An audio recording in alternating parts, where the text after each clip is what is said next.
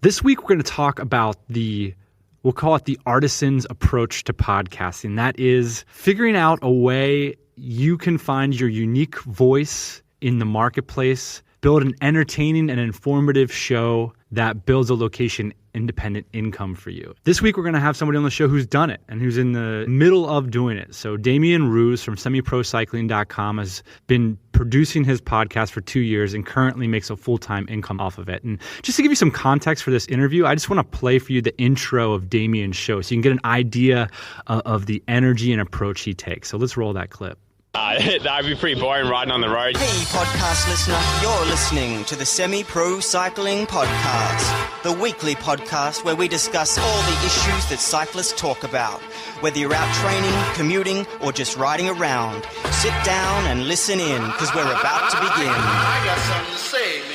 Yo, welcome to episode 112 of the Semi-Pro Cycling Podcast, where we believe that only a semi-pro cyclist rides for love and not money. If you stick around to the end, I'll fill you in on the quote from the top of the show and let you know who would be bored riding on the road. Hey there, semi-pros. My name is Damien Ruse. I'm the founder of Semi-Pro Cycling, home of the Semi-Pro Cyclist, and you can find this episode at semiprocycling.com/double. Now, we are starting with a review today. Great podcast, 5 stars. So when I ran into Damian last week in Bangkok, I was so excited to hear about the progress his business and his clients and his podcast were making. And my first thought was, I got to share this on the show because I was there at the very beginning. I heard this intro music that you just heard. I mentioned it at some point in the interview. It's just like, I thought to myself, if this guy keeps doing this show, it's going to work because the market's right, the energy's right, and this guy really knows his stuff. So if you're interested in all at podcasting, at blogging, at making a living from your own art, I think this episode's for you. You can leave us your thoughts and questions for Damian at tropicalmba.com/semiprocycling. Hey, podcast listener, even if you are alone in your entrepreneurial journey, know that today, right now in your earbuds, you are joined by thousands of entrepreneurs from all around the globe seeking to grow better, more profitable location-independent businesses. If you'd like to learn more about what we do and download our entire back catalog, check out tropicalmba.com.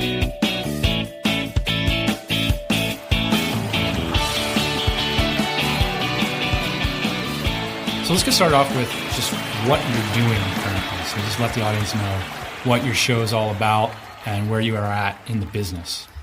Yeah, definitely the best place to start, I think, is where I see myself. And where I see myself is a coach, a cyclist, and a podcast host. The podcast is my main channel for reaching out to potential clients and also just to add my mark to the cycling world. You've been in the game for 2 years, so day 666 or thereabouts. Where are you at on a business perspective? I have a coaching house that has a roster of clients that are worldwide. They are at various different levels from national competition down to just wanting to be fitter and a better person. That's my main income at the moment. I charge for monthly services where it's coaching and writing programs for cyclists to get better. So you're saying you're not quite back at your corporate income level, but you're making enough to pay the bills, keep the lights on, and live a decent life.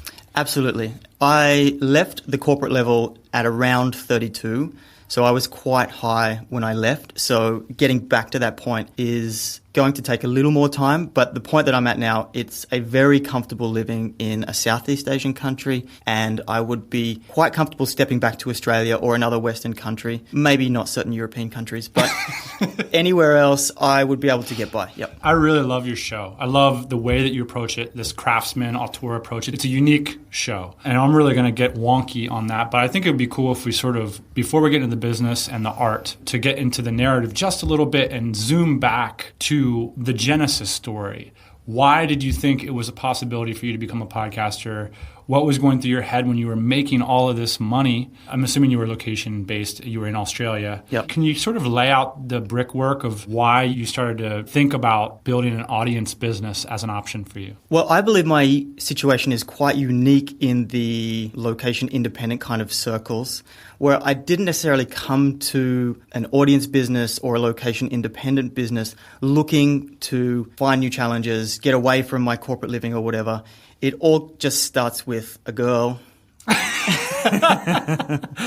And then everything was kind of just snowballing from that point. I was in Australia, she's Thai, so we met, and then she had to go back to Thailand to work. So I followed her along. And then at that point, I was going to take a year off work and figure out what I was going to do and whether I really wanted to stick around a lot longer. That just sent me on this weird track where I was initially searching Bangkok for volunteering and what can I do for a year to fill my time up.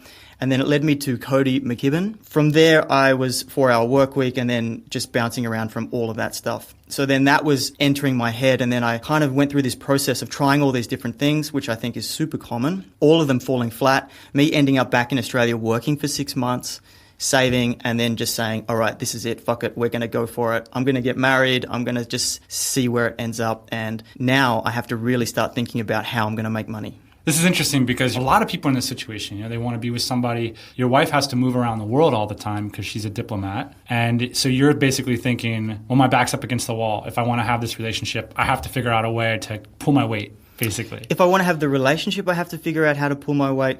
And if I want to maintain my ambition as a person on earth. I don't want to just sit there and just be some sap that just gets schlubbed around from country to country. It's not in my nature to be like that. So I've always had this drive to do something with my life. And this presented an opportunity, but it also presented a lot of challenges to get there. Okay, so let's then talk about niche selection. What are maybe one or two of the ideas that you failed at, and then why did you finally settle on the cycling niche? So the ideas that I failed at, I wouldn't necessarily say I totally failed at them, but I just saw that I wasn't compatible with what was going on in those industries. There was, of course, on-page SEO consulting that I was doing. Outside of that, there was a cleaning rag business that I was partnering with a family member, and that was kind of trouble from the start. But I couldn't see myself going down that road. So then when it came to the point of choosing a new idea that I could follow through with, I wanted to select something that I had some congruency with. I had some confidence to do in the first place. It's heavily built into my personality, what I do now. And so in order for me to do it, I have to enjoy the process. I have to enjoy what it is. And cycling is something that I've done forever. I competed when I was younger and then I took it back up after a bit of a break. So it's always been around. And then this was just, for me, it was like a natural progression. So you also are a musician. Now, how much did that play into your decision to start a show? If I've done something before, it proves to myself I can do it. So I follow that confidence trail. And it was something that I could easily do in a technical sense. So there was no problems with that. Plus, I was a hip hopper in a former life. So that made it quite easy to get on a microphone and do a bit of a show. Before we jump into the process and everything, when you look at like on-page SEO consulting and partnering with an existing business, those are opportunities that have a lot of clarity. When you decided to start this show, there's not a lot of clarity there. I mean, really, you're just going to put out your first 5 episodes and it's like you're naked in the wind. What was it that was in your head? Did you look at another podcaster or did you look at other bicycle coaches? Was there something in your head that gave you the confidence or were you just like, F it, I don't have anything better to do? It's interesting you use the word clarity for those other businesses because to me, there was no clarity because it was a whole new world to me. It was a mess. I would look at it and I wouldn't know the next steps. Where everything I feel like I'm doing now is kind of innate and it naturally comes out of me. It's not easy, but it's looking from the inside out rather than the other way around. So it makes the whole process for me a lot simpler because it's just following what I would just be naturally doing anyway.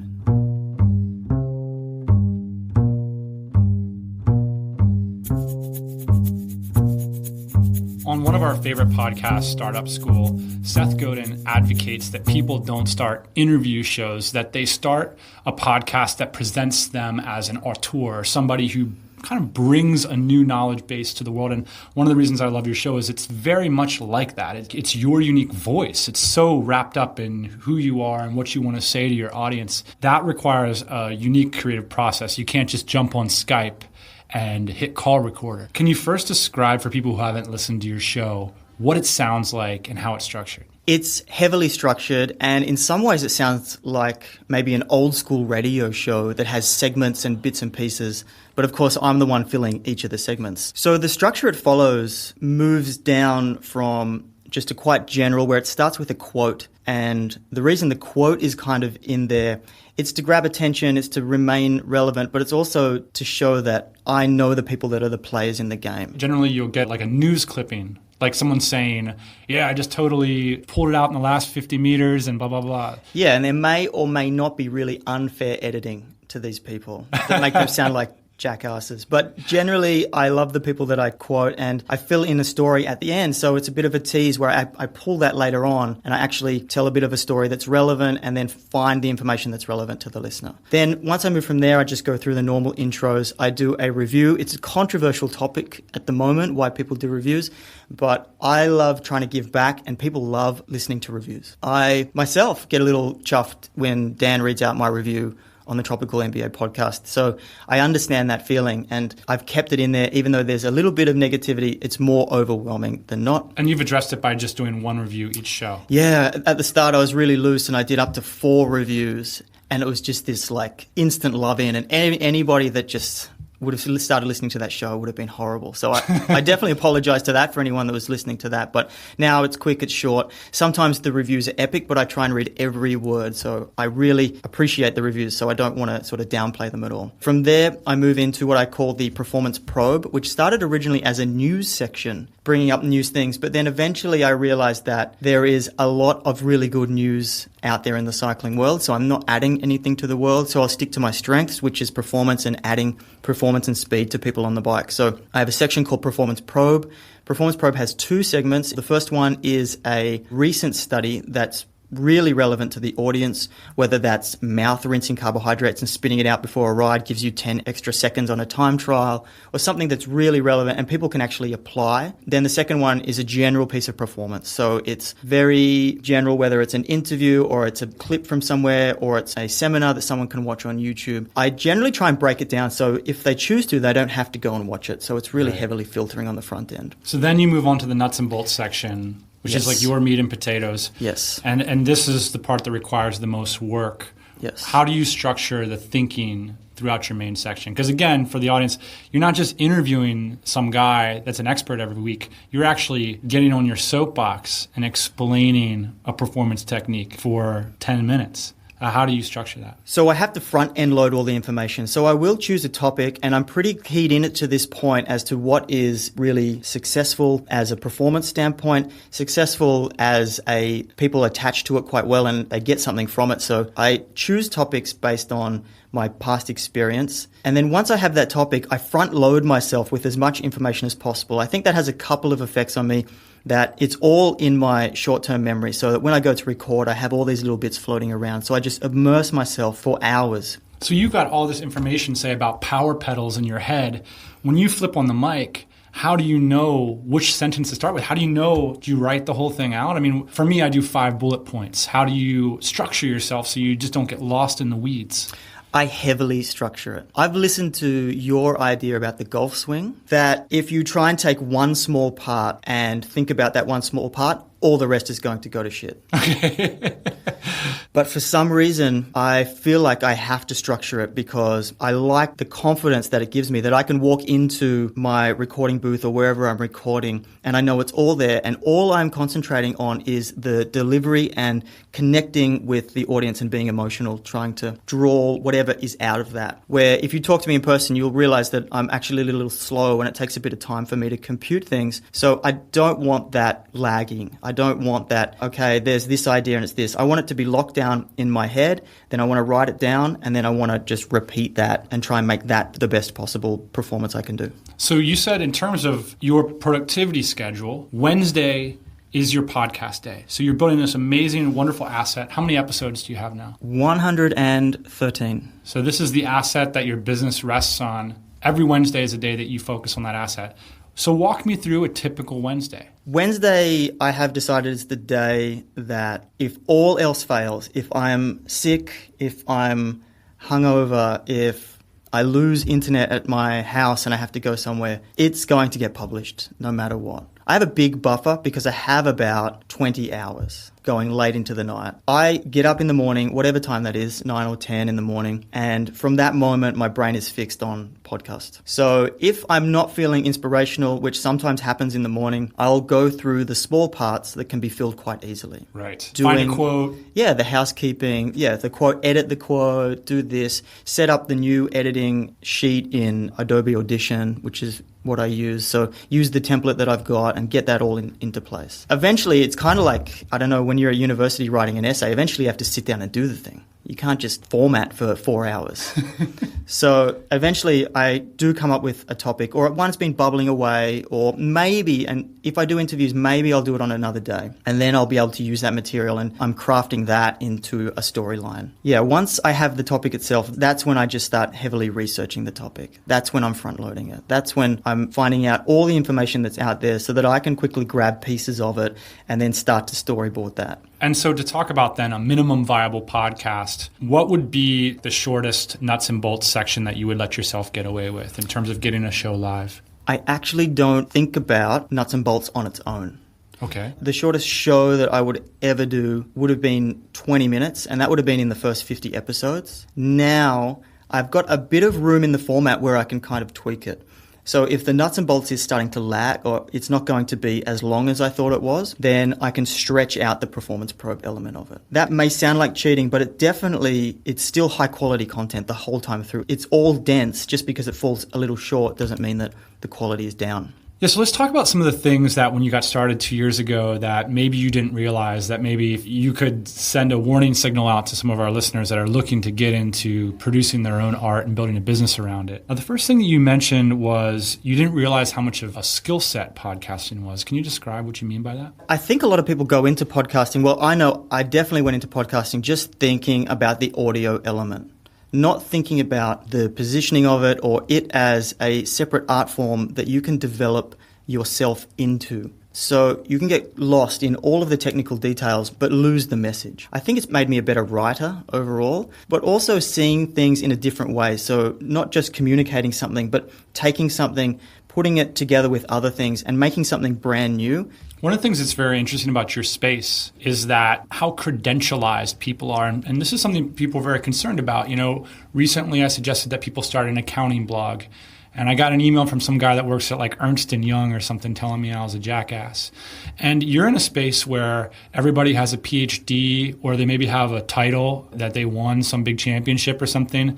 And you're a coach who doesn't have a lot of those credentials. Can you talk about positioning yourself as an authority in a space where you don't have medals so much as other people or degrees? Yeah, there's definitely a lot of people that are in this space, ex-cyclists, Olympians on one side, and then you have PhDs, physiologists, theoretical people on the other side. It presents some challenge to me because maybe my depth doesn't run into those areas, but if I position myself in an area that I'm strong in, which is working a job and racing and riding and getting results, then how can an Olympian coach make claim to that? For me, I was thinking, well, where are my strong points? What have I done? And what do I know that I can double down on? All the other stuff is more about being open to new ideas and things. So that's the other side of it. I see technology as an opportunity where a lot of these other coaches and things are so locked down in their ways that people are afraid of this. To look at that from above, then I'm agile, I'm willing to move around and try different things. People are attracted to that, and that's kind of the one strength. So that's the thing. If you had a strength that you know you can double down on, you're confident in that strength,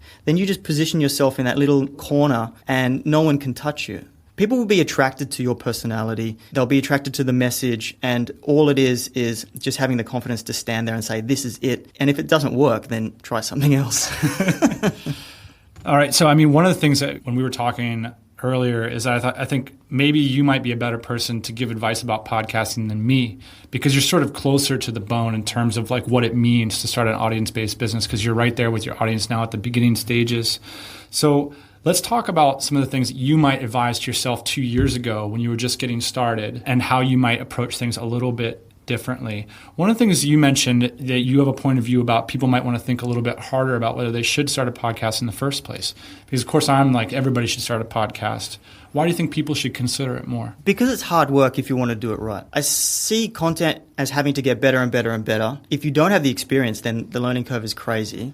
And outsourcing is not at the level yet where they can produce a high quality content show. The bits that I would have to put together if I outsourced my show, which I don't, it's going to take me a long time to figure that out. Definitely understand that it is a long game. And it's not just a long game as far as the audience is concerned and everything else that's following and what you're trying to do with it. Getting deep into the podcasting itself, you really have to start thinking critically about your communication skills, about how you structure information, how you put different things that don't even work together, you put them together to try and get something new, because this is what the world is asking for. And this is really the benefit of being able to have your own show, I think. So be prepared for a journey to work hard and be prepared for a lot of work. You managed to make a living in a business around a podcast that's not about podcasting. Do you have an axe to grind with gurus in the space? Are there things that you see? There is this interesting mix between the practitioners and the preachers. The preachers tend to get so much benefit from preaching that they end up preaching for years and years and years, and they end up regurgitating the things, and they might not even be practicing those things anymore.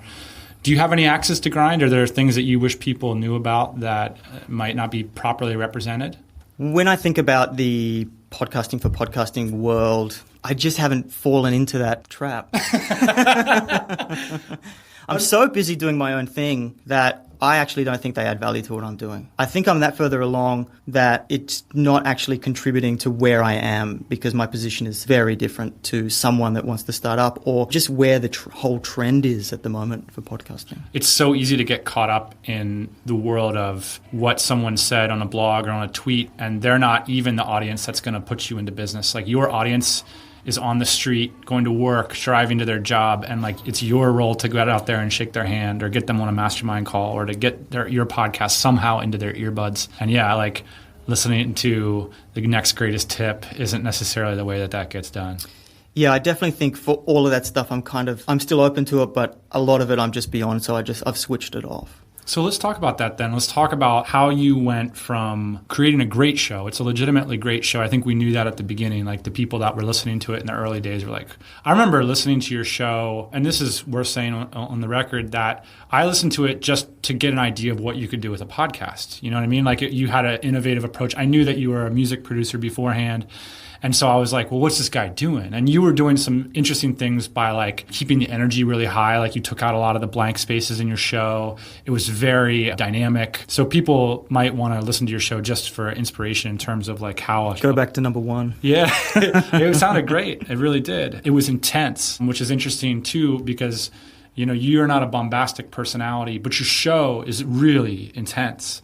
And so I think it's cool, like, that dichotomy of really bringing it on the show, but that's not necessarily like you don't have to live your life that way. Or I think at the beginning, just from a technical point of view or a strategic point of view, you knew that you couldn't really lose if you built trust with an audience of high-end cyclists. You know, you weren't choosing single moms who own a kitten. I mean, we're talking about people who invest thousands of dollars in coaching and bikes and stuff. I mean, there's money there. But let's talk about, what were you doing that first year when you're recording this show every week, every Wednesday? What are you doing Monday through Friday? Are you worried about how you're going to make money off of this thing? Are you having a job on the side? And what is your plan? So this is the crazy thing about having a podcast. And for me, looking back over the last 2 years, I was not just hanging around doing nothing on those other days.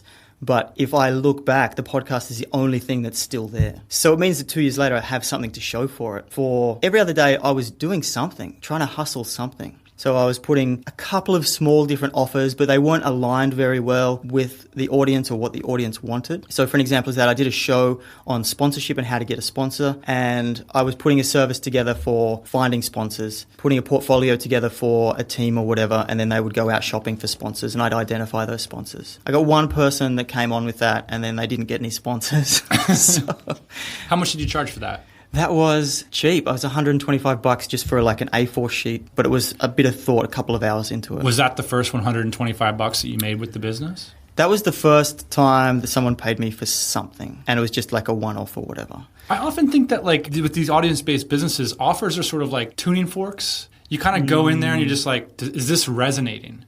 And it sounds like for the first year, you didn't really find anything that resonated. Was there a moment that you were like, my audience has to get to a certain level before I even try to test them with things? Were you worried about offer fatigue? Or were you just like, you know, just continuing to try until something hit? There was a moment where I just had to grow some balls and put an offer on that I could stand behind and I could deliver real value. Okay. So you're pussyfooting around with sponsors and all this weird shit, and then you were like, yeah, I'm going to do something real. How did you determine what real means? Well, the big part of it was like, okay, I'm a year deep into this. I have to do something. But then when I finally just sat down and thought, okay, coaching is in between what I believe I'm good at, what people are going to pay for, and it just works in this whole thing. Then I just put together an offer. So the offer itself was to do writing 1 month training program. It was to make sure that all you had to do was show up and train. There's a lot of writing things down on paper, making sure you get the program off your computer, doing this and that. I was simply emailing every single day what the training you had to do, exactly how you had to do it, and you didn't have to think about anything else. So you were selling basically 30 emails to somebody. Yes. What was your pivot? How is that different than what other people were doing? Other people would just deliver a PDF and say, here you go, talk to me in 30 days. I see. It didn't resonate because I think it's just innate to people that they're going to have all these problems. Highly motivated people don't need so much guidance. They're going to be able to figure out how to do it if they really want to do it. Mm-hmm. And I was trying to take them a little further than they needed to go. So then I needed to come back a little bit and concentrate on other things that would add value to them. What's an example of something that did resonate? So things that do resonate are like actually using the technology as deep as it can go. So really trying to get their data and analyze their data heavily so we can pull out information that they would just miss if they were just skimming it or looking at themselves without knowing the trends or... So you're getting their information because they're reporting it to you? Yeah, so it's the whole process is online. That's what makes it a really good business for me to move around, but it also means that I can actively add value to these people by sitting down with their data and analyzing it and taking out bits and pieces and then adjusting their training based on that information. So you might take a look at some guys' hill climb times and say, I've noticed a trend here that they're not improving. You need to focus on this. Yeah, and it gets even granular than that. You test at the start, you test over different time periods, you see what they're strong and what they're weak at. You make a decision whether you want to double down on their strengths because it works for their type of event. I see. And then that's measured in power. Then you're just trying to increase that power every month. So you're 12 months in, you put out your first offer. You said it was $250 a month. What was the result that you achieved? So I wanted 4 people and I got 4 people. Okay. So I capped it at 4 because I really was green on the processes behind all of it. So you wanted something that you could manage. It's also a great sales tactic, though. It is a great sales tactic, but it was genuine. And it's genuine based off not being confident that I could supply the value. I actually lined up my ex-coach to be my mentor through this process. Right. In the first week, her internet failed, so I was on my own. So... Well, I have some insight on this because I've launched so many different products now. I always think it's important to be genuine, but if you can find a genuine cap to your product, it can be difficult because you want to maximize your profitability on a certain product, but it really does change the sales process dramatically. That's one of the things I've learned from dropping offers. So you said you had 4 people sign up and 2 of them stayed for almost a year. Yep. It's a pretty incredible result. So you had an average of $600 a month income coming in after 1 year of work. I'm sure a lot of people might look at that $600 and think that that's not much to write home about after a year of work. But from my perspective, that seems like a really sweet $600 because it's coming from an asset that you've generated from scratch. I saw it as a win because it was coming from nothing, absolutely nothing, and proving my value in somebody's ears only. No face-to-face time, no real background of cycling in the last couple of years building up to that. It was really demonstrating my ability and my potential to help these people. So you got the ball rolling. You have 600 average coming in a month. How have you scaled that coaching process into something that can make you a living over the last year? So Damian Thompson, he says, like, your first year is learning your skill set. Your second year is learning how to sell your skill set. And then your third year is scaling. So you're already getting into the scaling part. How did you scale it up? The process of selling for me comes back to confidence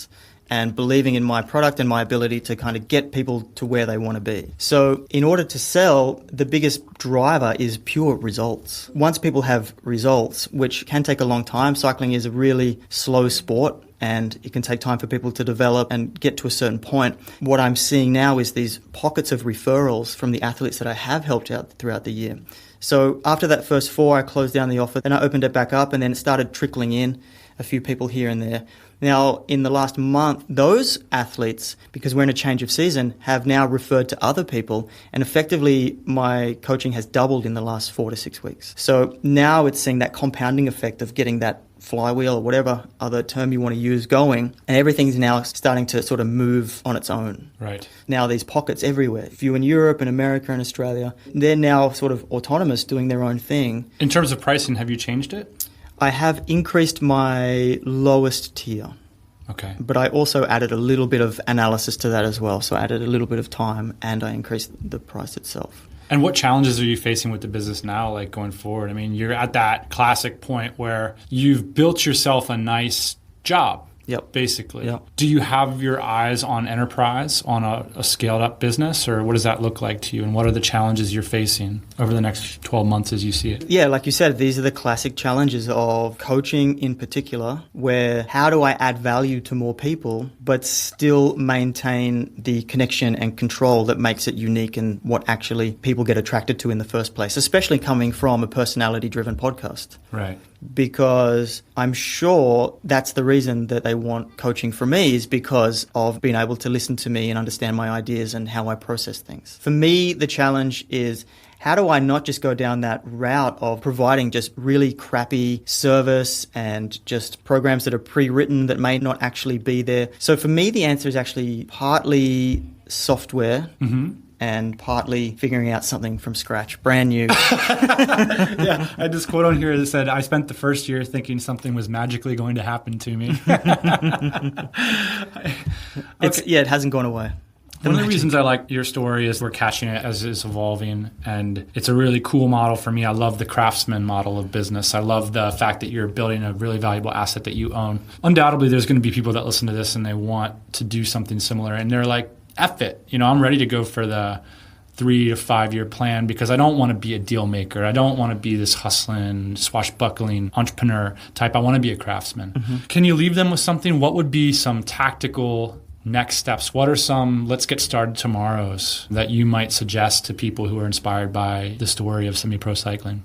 I would actually try and immerse myself in as much information about the topic that you want to do as possible. Because the starting point is figuring out where the gaps are. And the only way to do that is to really, really understand the marketplace and where you're going to go. But on the same side of that is understanding the audience and who you're going to sell to. If you want a slow road and it's going to take time to build up to get to these people, you just have to understand that it's going to take time. Like, it's going to take a lot of time and you're not going to know what to do every step of the way. I still don't know what I'm going to do tomorrow, but I'm trying new things all the time, and being happy with that journey, I think, is the biggest mindset shift that's happened to me, as well as understanding that there are small little parts of this process that you can craft and own and start to become really confident on and build up and up and up. It's interesting because, everybody tries to draw conclusions about these things. If you build it, they will come. Some people will say that. And then other people will say, no way, you got to sell, and it's never going to be true. I always land on the side of the craftsman. I remember listening to episode number 1 of your show thinking,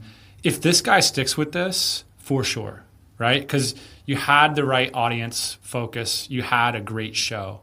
I definitely wouldn't feel the pressure to start a podcast. Yes, you may listen to a story about someone that's doing well with a podcast, but it may not mean that it's the best thing for you. We'll leave it on that ominous note. Hey, I love it.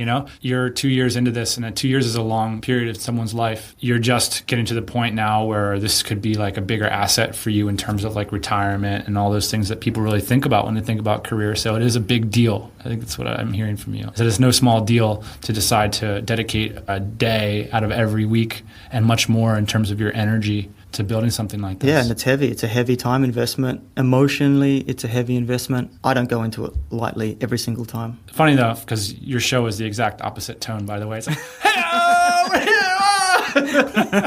thanks for bringing the ominous tone to the Tropical MBA audience. I'm sure that they will appreciate your time. No problem. Thanks for having me. Hey, thanks for listening to the Tropical MBA podcast. You can go to tropicalmba.com, get access to hundreds of back episodes and all kinds of other goodies. Load up your iPod. That is the cheapest way to fly business class on your next international flight. We will see you next Thursday morning, 8 a.m. Eastern Standard Time.